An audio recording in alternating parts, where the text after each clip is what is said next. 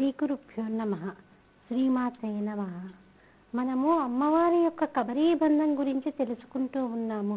అంతటి రుక్మిణీదేవి కూడా నమ్మిదిన మనమ్మన సనాతనులైన మిమ్ము ఉమామహేషుల మిమ్ము పురాణ దంపతుల మేను భజించగదమ్మ మేటి పెద్దంబ దయాంబురాసువి కదమ్మ హరిన్ పతిన్ సేయమమ్మ నేను నమ్మిన వారికి ఎన్నటికీ నాశము లేదు కదమ్మ ఈశ్వరి అంటూ ఆ అమ్మవారిని స్తుతించిందంటే అందరికంటే ముందున్నటువంటి తల్లి అయినప్పటికీ ఆ తల్లి యొక్క కబరీ బంధము అంటే ఆ తల్లి ఎప్పుడూ కూడా చక్కగా నిండు ముత్తైదువులా యవ్వనంలోనే ఉంటుంది. ఎందుకంటే ఆ తల్లి పూర్వజ, అందరికంటే ముందున్నటువంటి తల్లి కాబట్టి ఆ తల్లి యొక్క జుట్టు కూడా ఘన స్నిగ్ధం ఫ్లెక్ష్ణం చికుర నికురుంబం తవ శివే అన్నట్లలోనే మనకి ఆత్రత కనిపిస్తుంది. ఆ శివే అనగానే మనకి ఎంతో ప్రేమతో ఆ తల్లిని పిలుస్తున్నట్టు, అమ్మ అందరికంటే ముందున్న తల్లివమ్మ, నీకు తప్పితే నా యొక్క బాధని నేను ఎవరికి చెప్పుకుంటాను, నువ్వే నన్ను ఆదరించాలి, నువ్వే నన్ను అనుగ్రహించాలి, నా కష్టాన్ని నువ్వే తీర్చాలి అన్నటువంటి భావన మనకి ఆ శివే అన్నటువంటి పదంలోనే కలుగుతుంది. ఆ పదాల సంపుటంలోనే ఒక రకమైనటువంటి మాధుర్యం ఉంది. వసంతస్మిన్ మన్యే బలమదన వాటి విటపినాం అనంతంలోనే వసంత మాసంలో వచ్చేటటువంటి సహజమైనటువంటి సుగంధాలు ఎలా అయితే ఉంటాయో అమ్మవారి యొక్క జుట్టు నుంచి కూడా అంత చక్కటి సహజమైనటువంటి సుగంధం వస్తూ ఉంటుంది. నిజానికి మనం కూడా సువాసని పూజలు చేస్తూ ఉంటాము. ఇప్పుడు శ్రావణ మాసం వస్తోంది కాబట్టి ప్రతి ఒక్కరం ఏం చేస్తాం, మన ఇంటికి వచ్చినటువంటి ప్రతి ముత్తైదువుని కూడా అమ్మవారి స్వరూపంగానే భావించి అమ్మవారికి ఎలాంటి ఉపచారాలైతే మనం చేస్తూ ఉంటామో అమ్మవారిని మన మనస్సుకి ప్రీతిగా ఉండేటట్టు ఎలా అయితే కొలవాలని అనుకుంటామో మన ఇంటికి వచ్చినటువంటి ప్రతి స్త్రీని కూడా అమ్మవారి స్వరూపిణిగా భావించి మనకి శ్రావణ మాసంలో ఉండొచ్చు, లేకపోతే ఇతరతర ఎప్పుడు మనం అమ్మవారి పూజ చేసినప్పటికీ నవరాత్రుల్లో మనకి శరత్కాలంలో వచ్చేటటువంటి నవరాత్రుల్లో ఉండొచ్చు అమ్మవారి స్వరూపంగా మనము ఎదుటి స్త్రీని పూజిస్తూ ఉంటాము. సువాసిన్యర్చన ప్రీత అని అమ్మవారి నామాల్లోనే ఉంది కదా. ఇంకొక సువాసిని పూజ చేస్తూ ఉంటే ఆ తల్లి ఎంతో ప్రీతి చెందుతుంది. ఈవిడ ఇంకొక సువాసిని నేనే అన్నటువంటి భావనతో పూజ చేస్తుంది కాబట్టి ఈవిడని నిత్య సుమంగళిగా ఉంచుదామని ఆ తల్లి కూడా భావన చేస్తుందిట. కానీ మనం ఏదో హంగులకో ఆర్భాటాలకో పోయి మన మనసు అనేటటువంటి కుసుమాన్ని ఆ తల్లి పాదాల చెంత లేకుండా కాదు, ఎప్పటికప్పుడు మన మనసు అనేటటువంటి కుసుమాన్ని కూడా తల్లి దగ్గర పెడుతూ ఉండాలి. నిజానికి మనకి ఏదైనా కష్టం కలిగిందనుకోండి, కష్టం కలిగితే ఏం చేస్తాము, ప్రతి ఒక్కరి దగ్గరికి వెళ్ళి మనం కష్టం చెప్పుకోలేం కదా. అందరికీ కూడా ఆదరణగా చూసేది కడుపులో పెట్టుకునేది ఎవరు, తల్లే మన యొక్క కష్టాలన్నిటినీ కూడా కడుపులో పెట్టుకుంటుంది. కాబట్టి మనం ఏం చేస్తాము, గబగబా అమ్మ దగ్గరికి పరిగెడతాము. అమ్మ దగ్గరికి పరిగెట్టి అమ్మ యొక్క ఒడిలో తలపెట్టుకొని మనసులతో అంటే నోటి మాటలతో మన కష్టాన్ని చెప్పకపోయినప్పటికీ కూడా అయ్యో నా కష్టాన్ని చెప్తే మా అమ్మ పెద్దదైపోయింది బాధపడుతుందేమో అనుకున్నటువంటి భావన ఉన్నప్పటికీ కూడా ఎప్పుడైతే అమ్మ ఒడిలో తలపెట్టుకుంటామో మనకి కొంత సేద తీరినట్టు అనిపిస్తుంది.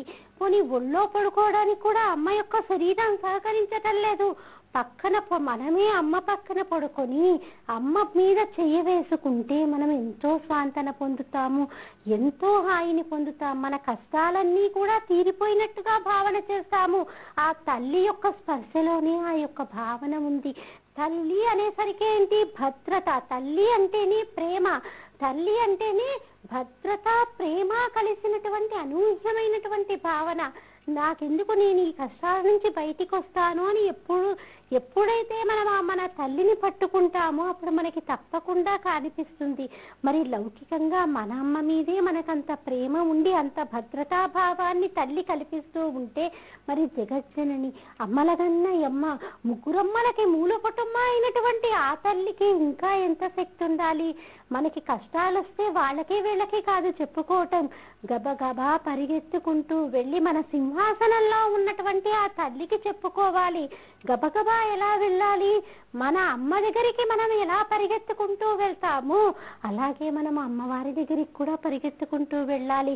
పరిగెత్తుకుంటూ వెళ్ళి సింహాసనంలో కూర్చున్నటువంటి ఆ తల్లి పాదాలని ఒక్కసారి చూసి వెంటనే ఆవిడ ఒళ్ళో తలపెట్టుకొని, అమ్మా నీ కష్టాన్ని నాకు కాక నీకు కాక ఎవరికి చెప్పుకుంటానమ్మా, నా కష్టాన్ని నువ్వే తీర్చగలవు, నా కష్టం ఇది అని మనం మనసుతోటే తల్లి ఒడిలో పడుకుంటే ఎంత హాయిని పొందుతూ ఉంటామో ఆ భావన నీకు మనసులో రావాలి. అప్పుడు తప్పకుండా ఈ రోజు కాకపోతే రేపు ఆ తల్లి మన యొక్క బాధని విని తప్పకుండా మనల్ని అనుగ్రహించి తీరుతుంది. ఆ భావన కలగాలి అంటే నీకు అజ్ఞానం తొలగిపోవాలి. ఆ అజ్ఞానం ఎప్పుడు తొలగిపోతుంది? ఎప్పుడైతే నువ్వు ప్రతినిత్యం ఈ శ్లోకాన్ని అమ్మవారి ఎదుట నుంచొని నువ్వు విజ్ఞాపన చేస్తావో, ఎప్పుడైతే ఆ తల్లి యొక్క కబరీ బంధాన్ని నువ్వు ఊహించగలుగుతావో అప్పుడు తప్పకుండా నీ అజ్ఞానము తొలగిపోతుంది. నిజానికి తల్లి కోరుకునేది ఏంటి? ఎప్పుడూ కూడా ఎంత వయసు వచ్చినప్పటికీ కూడా తల్లి ఏం కోరుకుంటుంది? బిడ్డల క్షేమాన్నే కోరుకుంటుంది, బిడ్డల యొక్క అభ్యున్నతిని కోరుకుంటుంది, బిడ్డల యొక్క ఆరోగ్యాన్ని కోరుకుంటుంది.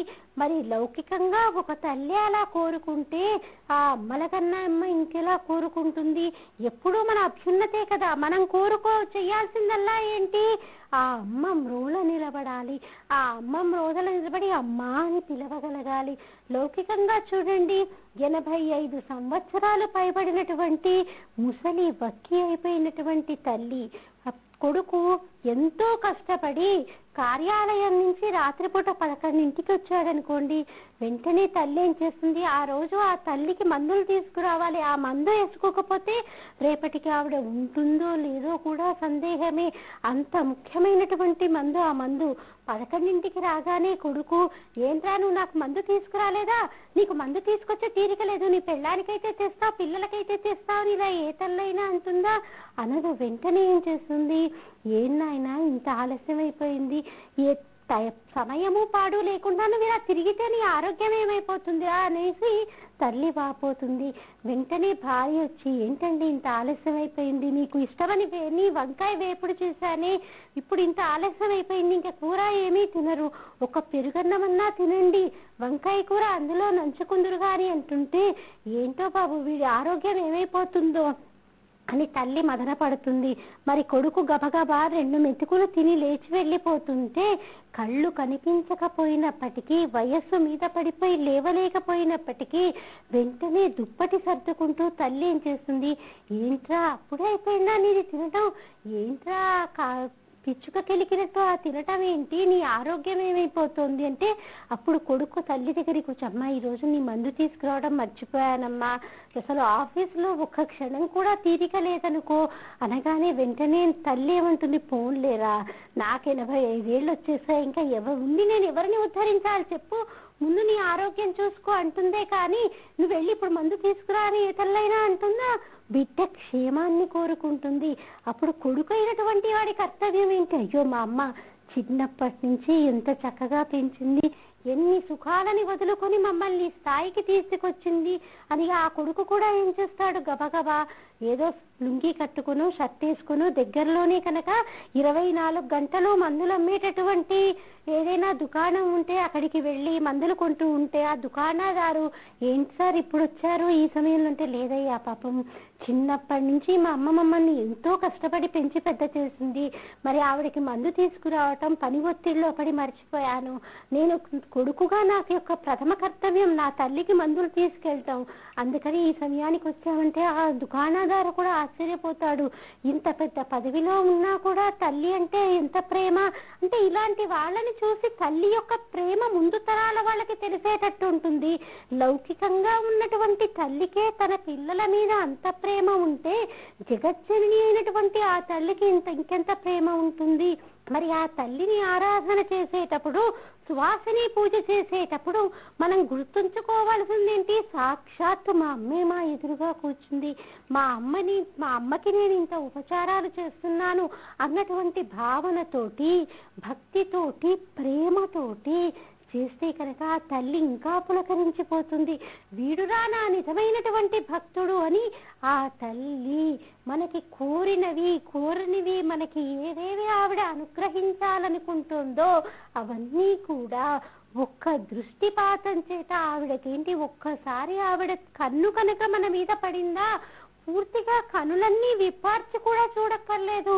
ఆ తల్లి మనల్ని క్రీగంట చూసినా చాలు మనకి అపారమైనటువంటి శక్తి కలిగి తీరుతుంది, అపారమైనటువంటి సంపద కలిగి తీరుతుంది. సంపద అంటే ఒక లక్ష్మి, ఒక సంపద కాదు.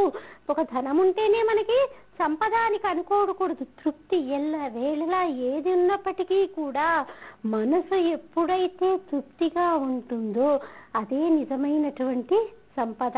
లక్షాధికారైన లవణమన్నమే కాని మెరుగు బంగారంబు గతకపోడు. ఎంతటి లక్షాధికారైనా వాడు కోటీశ్వరుడై ఉండొచ్చు, పప్పు అన్నము కలిపినటువంటి అన్నాన్నే తింటాడు కానీ బంగారాన్ని అయితే తినడు కదా. కాబట్టి తృప్తి అనేది ముఖ్యం. గుడిసెలో ఉన్నవాడు పెరుగన్నంతో తృప్తిగా ఉంటాడు, అలాగే మేడలో మిద్దలో ఉన్నటువంటి వాళ్ళు వాళ్ళ ఉన్నటువంటి ఐశ్వర్యానికి అనుగుణంగా ఉన్నటువంటి తినుబండారాలు చేసుకుని వాడు తృప్తిగా ఉన్నాడో లేదో వాడికే తెలుసు. కాబట్టి ఏదైనా కానీ తృప్తి అనేది ఐశ్వర్యానికి గుర్తు. అంతేకాని మనకి ఎంత ఐశ్వర్యం ఉన్నా ఈ రోజు నా దగ్గర 1,00,000 రూపాయలు ఉన్నాయనుకోండి, అబ్బా ఇంకొక 1,00,000 వస్తే బాగుండు అనిపిస్తుంది. అలా లక్షలు కోటి రూపాయల దాకా నా మనసు ఎప్పుడూ కూడా ఆశపడుతూనే ఉంటుంది. ఎప్పుడైతే తృప్తి అనేది ఉంటుందో ఇక ఆశ అనేది లేకుండా అప్పుడు మన మనసు ఎప్పుడూ కూడా ఆనందంగా ఉంటుంది. కాబట్టి ఆ తృప్తిని అనుగ్రహించగలిగేదే ఆ తల్లి. ఎంత ఉన్నా కూడా నీకు ఆ తృప్తిని అనుగ్రహించేది ఆ తల్లి. కాబట్టి ఆ తల్లి మ్రోల నిలబడి ఆ తల్లి యొక్క సౌందర్యం గురించి, అసలు అమ్మ అన్న పదంలోనే సౌందర్యం ఉందండి. మీరు ఎక్కడైనా చూడండి, పొరపాటున ఎవరైనా బుద్ధిహీనుడు నా భార్య కంటే ఎదుటివాడి భార్య అందంగా ఉందనుకుంటాడేమో, కానీ నా తల్లి కంటే ఎదుటివాడి తల్లి అందంగా ఉందని ఎవడన్నా అనుకుంటాడా? ఎవరు అనుకోరు. తల్లి అమ్మ అన్నటువంటి పదంలోనే సౌందర్యం అంతా కూడా దాగింది. అమ్మ అంటేనే సౌందర్యము. అందుకని మనకి శంకర భగవత్పాదుల వారు కూడా పరమశివుడి గురించి చెప్పేటప్పుడు దాన్ని శివానంద లహరి అన్నారు. కానీ అమ్మ యొక్క సౌందర్యం గురించి చెప్పేటప్పుడు అమ్మ సౌందర్యం అని కానీ ఇంకా ఏదో ఒక రకంగా లలితా సౌందర్యం అని కానీ ఏ పేరు పెట్టకుండా సౌందర్య లహరి అన్నారు. ఎందుకలా అనాల్సి వచ్చింది? అమ్మ అంటేనే అందం, అమ్మ అంటేనే సౌందర్యం, అమ్మ అన్నటువంటి పదంలోనే ఆనందం అంతా కూడా దాగి ఉంది. నిజానికి చూడండి, మనకేదో చాలా దెబ్బ తగిలింది, వయస్సు ఎంతైనా ఉండొచ్చు, చంటి పిల్లవాడై ఉండొచ్చు, 95 ఏళ్లు దాటిపోయినటువంటి వృద్ధుడై ఉండొచ్చు. మనం వెళుతూ ఉండగా నడుచుకుంటూ వెళ్తూ ఉంటే ఎదురు దెబ్బ తగిలింది, వెంటనే ప్రతి ఒక్కరూ అనేటటువంటి పదం ఏంటి? అమ్మ అంటాం. అమ్మ అనగానే ఏంటి? దెబ్బ తగిలిన బాధ కంటే కూడా ఒక్కసారి అమ్మ అనుకోవడం వల్ల కొంత మన మనసు స్వాంతన పొందుతుంది. నిజానికి చాలా ఆనందం కలిగినా కూడా అమ్మా అంటాము. నిజానికి ఆశ్చర్యకరమైంది ఏదన్నా చూసినా అమ్మా అనేసి అంటాం. ఎందుకు? అమ్మా అన్నటువంటి పదంలోని ఆ ఆనందం అంతా కూడా దాగి ఉంది. కాబట్టి శంకర భగవత్పాదుల వారు ఆ తల్లి యొక్క సౌందర్యం గురించి వర్ణించేటప్పుడు ఇక ఆ పేరు ఈ పేరు ఏ మూర్తి పేరు పెట్టకుండా ఇదంతా కూడా అమ్మ యొక్క సౌందర్యం కాబట్టి సౌందర్య లహరి అని పేరు పెట్టారు. ఆ సౌందర్య లహరిలో ఆ తల్లి యొక్క గుణాలని, ఆ యొక్క అమ్మవారి యొక్క అవయవాలని వర్ణించుకుంటూ పోతే కనుక మనకి అసలు ఒక్కొక్క రకమైనటువంటి గగురుపాటు కలిగి తీరుతుంది. ఒక్కొక్క శ్లోకంలో ఒక్కొక్క రకమైనటువంటి దివ్యానుభూతిని ప్రతి ఒక్కరం కూడా పొంది తీరుతాము. ఈ నగరంలో పెద్ద పెద్ద గుండాలు భయపడతారు మీ నాన్న చూసి. అయితే ఈ చిన్న చిన్న దోమలు ఎందుకన్నా భయపడు బాబు? దోమలన్నిటికన్నా ఎక్కువ భయపడేది గుడ్ నైట్ నీమ్ తో. గుడ్ నైట్ లోని అన్నిటికన్నా పవర్ఫుల్ నీమ్ లో స్మోక్ ఆయిల్. నీమ్ లోపలుంటే దోమలు బయట. నిజానికి మనకెవరికీ కూడా ఇప్పటి వరకు ఆ తల్లి గురించి కానీ ఆ తల్లి యొక్క రూప లావణ్యాలను గురించి కానీ ఆ తల్లి యొక్క నామము గురించి కానీ ఏమీ తెలియదు. అయినప్పటికీ ఎప్పుడైతే మనం ధునోదుత్తాంతం నస్తుడిత దళితేంది వనవనం ఘన స్నిగ్ధం శ్లేక్ష్ణం చికుర నికురుమ్మం తవ శివే యదీయం సౌరభ్యం సహజముపలబ్ధం సుమనసో వసంతస్మిన్ మన్యే బలమదన వాటి విటపినాం. అమ్మ యొక్క కబరీబంధం గురించి తెలుసుకుంటూ ఉంటే మన అజ్ఞానం తొలగిపోతుంది అన్నటువంటి మాటని చిన్న పిల్లలు విన్నప్పటికీ కూడా ఓహో కబరీబంధం అంటే జుట్టు అన్నమాట అని వాళ్ళకి కూడా ఏం జరుగుతుంది, ఒక్కసారి అమ్మవారి యొక్క మూర్తిని, ఆ తల్లి యొక్క జుట్టుని, ఆ తల్లి తన యొక్క జుట్టులో ముడివేసుకున్నటువంటి పూలు గుర్తుకు వస్తాయి. అంతలా మన మనసు ఆ యొక్క కబరీబంధం మీద నిలిచిపోయేటట్టుగా ఇంత చక్కటి శ్లోకాన్ని ఇచ్చినటువంటి శంకర భగవత్పాదుల వారికి మనం ఏం చేయగలము, ఒక్కసారి మనసారా మనము నమస్కరించటం తప్ప.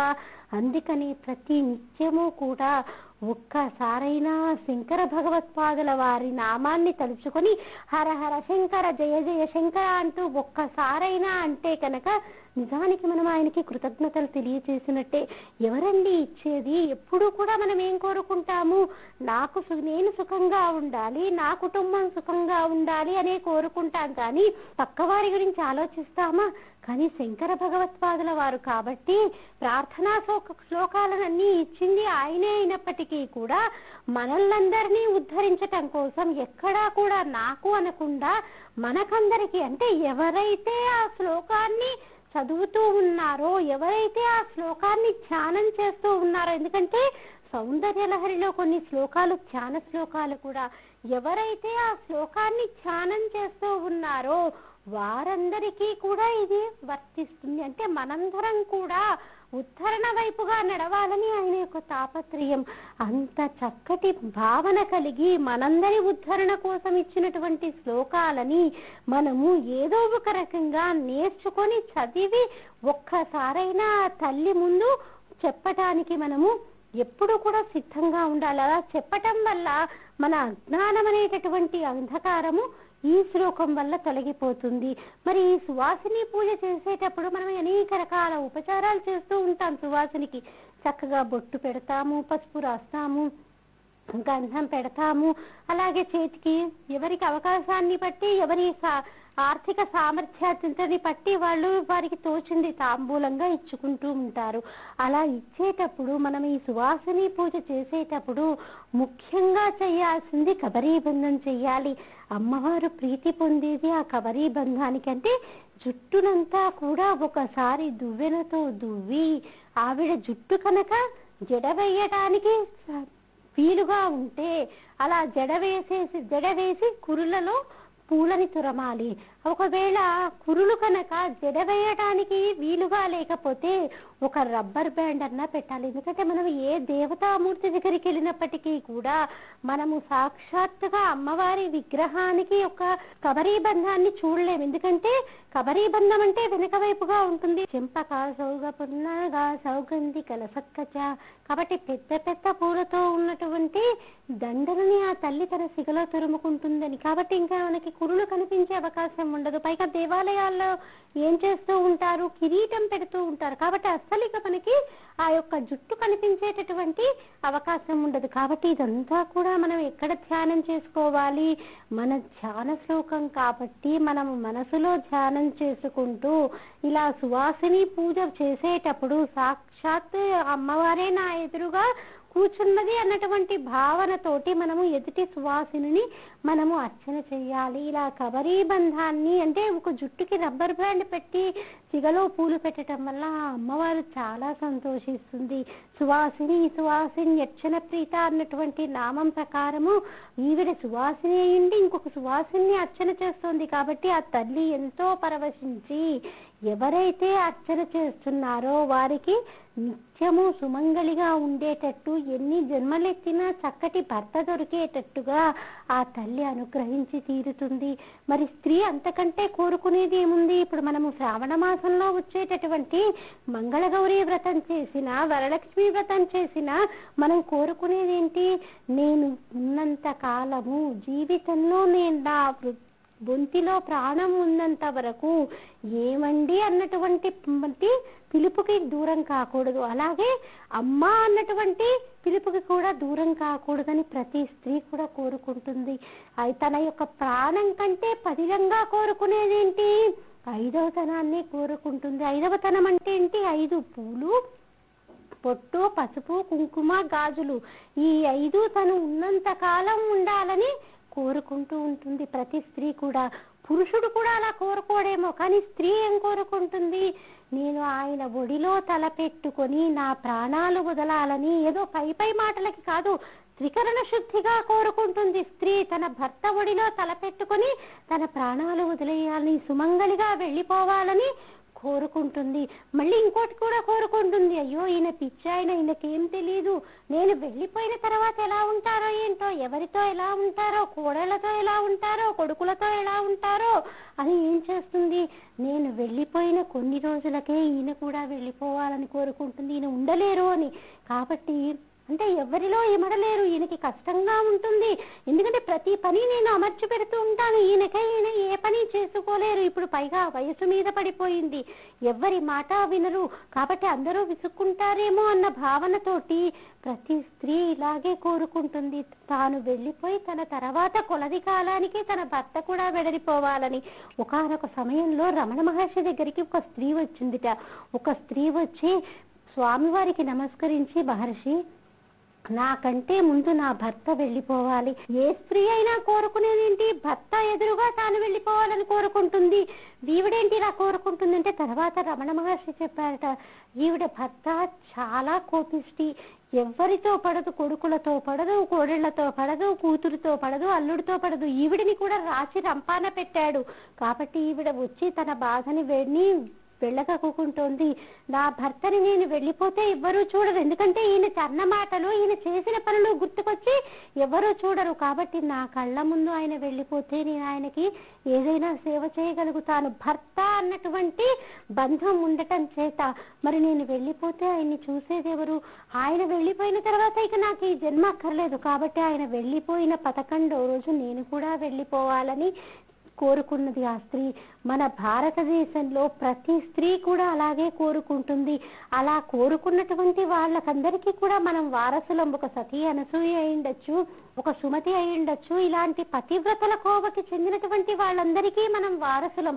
కాబట్టి మనం కూడా చాలా గర్వించాలి. ఇంత సనాతన ధర్మాన్ని, ఇంత పాతివ్రత్యానికి వారసులమైనటువంటి మనం కూడా లేనిపోని పాశ్చాత్య సంస్కృతిని ఆపాదించుకోవటం కానీ, లేనిపోని పోకడలకి కానీ పోకుండా వాళ్ళకి మనం వారసులం. కాబట్టి వాళ్ళ దారిలో మనం నడవాలి.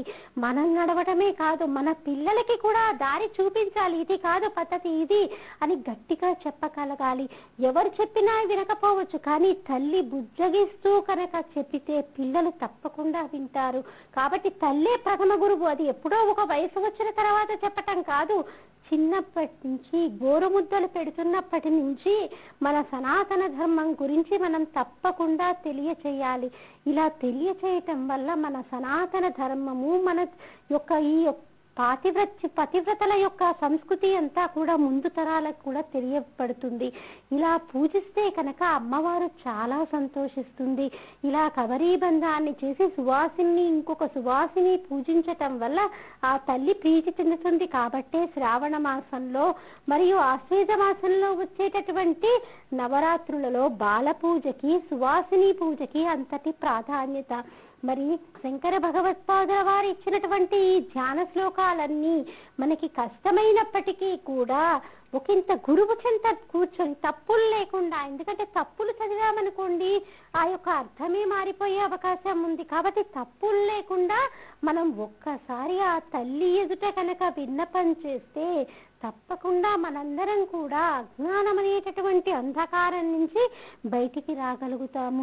మరి ఆ తల్లి కృప గురించి మనం ఎలా చెప్పుకోగలుగుతాము? ఇది అది అని కాదు, ఆ తల్లి ఎంతో మందిని ఎన్నో రకాలుగా అనుగ్రహించింది. అసలు అమ్మ అంటే ఇప్పుడు మనకి ఎవరినైనా పరిచయం చేయొచ్చేమో. ఇప్పుడు పుట్టగానే బిడ్డడికి ఈవిడ మీ అమ్మ అని ఎవరైనా చెప్తున్నారా? చెప్పటం లేదే. ఒక్కసారి వీడు నా కొడుకు అన్నటువంటి భావనతోటి పుట్టినటువంటి బిడ్డని అక్కున చేర్చుకోగాని ఆ ప్రేమ రక్తాన్నంతా స్తన్యంగా మార్చి తల్లి బిడ్డడికి ఇస్తుంది. తల్లిని ఎవరు పరిచయం చేయకలే, కానీ తండ్రిని కూడా తల్లి పరిచయం చేస్తుందేమో, కానీ తల్లి పరిచయం ఎవరు చేయకలే. వాళ్ళకి తెలిసిపోతుంది. ఇప్పుడు మా అబ్బాయి ఉన్నాడు అనుకోండి, మా అబ్బాయికి ఇంకెవరన్నా తీసుకొచ్చి ఈవిడ జ్యోతి మీ అమ్మ అని ఎవరన్నా చెప్తారా? చిన్నతనంలో పుట్టగానే అమ్మ ఈవిడ మా అమ్మ అన్నటువంటి భావన కలుగుతుంది. ఎందుకంటే ఎప్పుడైతే పేగుబంధం తెగిపోతుందో, ఎప్పుడైతే బొడ్డు కోసేస్తారో అప్పుడు ఒక పేగుబంధం తెగిపోతుందేమో, కానీ మనసు అనేటటువంటి బంధంతో తల్లి బిడ్డల మనసు ఎప్పుడు కూడా పెనవేసుకుని ఉంటుంది. కాబట్టి తల్లి అందరినీ కూడా పరిచయం చేస్తుంది, తండ్రిని కూడా పరిచయం చేస్తుంది, బామ్మని తాతయ్యని పరిచయం చేస్తుంది. కాకపోతే తల్లి పరిచయం ఎవరన్నా చెయ్యాలా? చెయ్యక్కర్లేదు. మరి శంకర భగవత్పాదుల వారు కూడా మనకి ఇలాంటి శ్లోకాన్ని ఇచ్చారు. ఈవిడ వీరు అని చెప్పరు, కానీ మనకి ఆవిడ ఎవరో మనకి అవగతమవుతూ ఉంటుంది. కాంచీ రామ కరికలభ కుంభస్థననత పరీక్షిణా మధ్యే పరిణత శరచంద్రవదన ధనుర్బాణాన్ పాశాన్ శృణిమపి దధానా కరతలై పురస్తాదస్తాం నః పురమతితురహో పురుషిక. ఎక్కడెక్కడైనా మనకి అమ్మవారి పేరు ఏదైనా ఉందా? కానీ ఎక్కడా కూడా అమ్మవారి పేరు లేదు. కానీ కాంచీరామకరి కలభ కుంభస్థననత అని అనగానే ఏంటి? అమ్మవారి నడుముకి ఎప్పుడూ కూడా ఆవిడ వడ్డాణం మేఖలా పెట్టుకుని ఉంటుంది. సన్నటి మువ్వలతో ఉన్నటువంటి వడ్డాణాన్ని అమ్మవారు పెట్టుకుని ఉంటుంది. పరీక్షిణా మధ్యే పరిణత శరచంద్రవదన. అమ్మవారి ముఖం చూడగానేట శరచంద్రుని యొక్క బింబం గుర్తుకొస్తుంది. పరిణతి చంద్రుడు, శరత్చంద్రుడు అని ఇక్కడ ఎందుకు వాడాల్సి వచ్చింది? పరిణతి చంద్రుడు. ఎందుకంటే శరత్కాలంలో వచ్చేటటువంటి చంద్రుణ్ణి మనము శరత్చంద్రుడు అంటాము. శ్రావణ మాసంలో వచ్చేటటువంటి పౌర్ణమి మరియు శరత్కాలంలో అంటే ఆశ్వేజ పౌర్ణమి కూడా చాలా పరిణతి చంద్రుడు. ఆశ్వేజ మాసంలో వచ్చేటటువంటి పౌర్ణమిని పరిణతి చంద్రుడు అనొచ్చు. ఎందుకంటే ఆ కాలంలో వచ్చేటటువంటి పౌర్ణమి నాడు వచ్చేటటువంటి చంద్రబింబము పరిపూర్ణంగా ఉంటుంది. అందుకని ఆశ్వేజ మాసంలో వచ్చేటటువంటి చంద్రుడిని పరిణతి చంద్రుడు అంటారు. అమ్మవారి మోము కూడా అలాగే చాలా గుండ్రంగా, పరిణతి చంద్రుడు ఎంత అందంగా అయితే ఉంటాడో అమ్మవారి యొక్క ముఖం కూడా అంత అందంగా, అంత గుండ్రంగా ఉంటుంది. పరీక్షిణా మధ్యే పరిణత శరచంద్రవదన. అమ్మవారి యొక్క నడుముట చాలా సన్నగా వస్తుంటుందిట. అమ్మవారి యొక్క నడుము చాలా సన్నగా ఉంటుందని చెప్పడానికి కారణం ఏంటి? ఇలా సన్నగా నడుము ఉండటం అన్నది సాముద్రిక శాస్త్రంలో గొప్ప లక్షణం. మరి ఆవిడ జగజ్జనని, సాముద్రిక లక్షణాలన్నీ కూడా ఆవిడ నుంచి వచ్చినవే కదా. కాబట్టి ఆవిడ నడుము కూడా చాలా సన్నగా ఉంటుంది. ఇలా సన్నగా నడుము ఉండటం వల్ల ఏంటి? బహు సంతానవతి అవుతుంది ఆవిడ. బహు సంతానవతి కావడమే కాదు, మరియు ఒకళ్ళ చేత సేవ చేసుకుంటూ ఒకరికి తాను సేవ చేయకుండా ఉండేటటువంటి భాగ్యాన్ని పొంది ఉంటుంది. అందుకని పరీక్షిణా మధ్యే పరిణత శరచంద్రవదన. ఇంకా దీనికి సంబంధించినటువంటి విషయాలు మళ్ళీ కార్యక్రమంలో తెలుసుకుందామమ్మా. శుభం.